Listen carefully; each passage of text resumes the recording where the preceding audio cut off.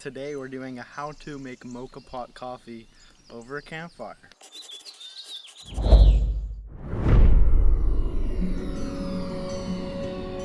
First step, fill up the bottom of your mocha pot with water. You want to take it up to the little pressure release thing. Perfect, a whole water bottle. See the little pressure valve? You want to go just below that. I'm going to put this on the fire first. We're protecting the mocha pot. We're just going to heat that up for a little bit. And then you want to take your ground coffee, which we ground at home. You fill up your hopper. This will be perfect.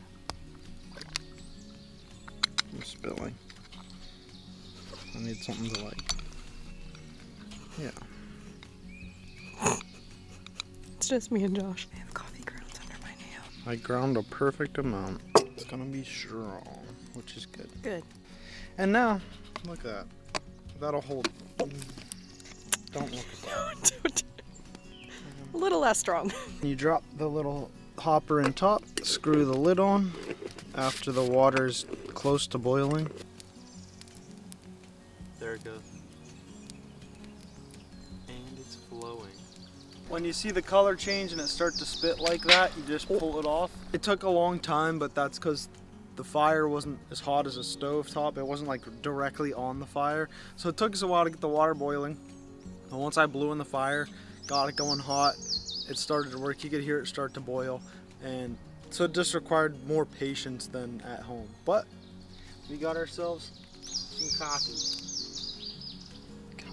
A mocha pot falls between espresso and a regular cup of coffee in strength wise. It's not quite a shot of espresso, but it's definitely stronger than a cup of coffee because it uses the pressure and really gets all the concentrate out of the bean better than just a pour over or your typical brewing style. You can really see how dark and rich that is.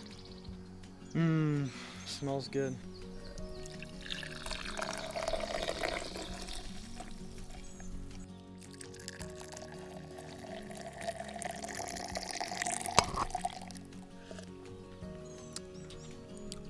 Strong. It's definitely.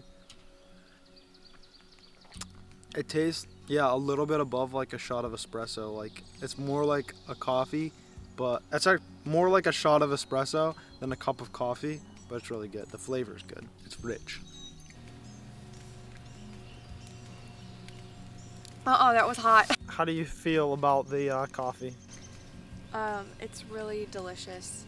I haven't had like a hot cup of black coffee like this in a while. This combined with the atmosphere is just really good, but the coffee itself, it's so good. Like, I don't know, I've said it before, but anything over a campfire tastes better. And it kind of has like a chocolatey cherry flavor. So that's my 2 cents. I love coffee.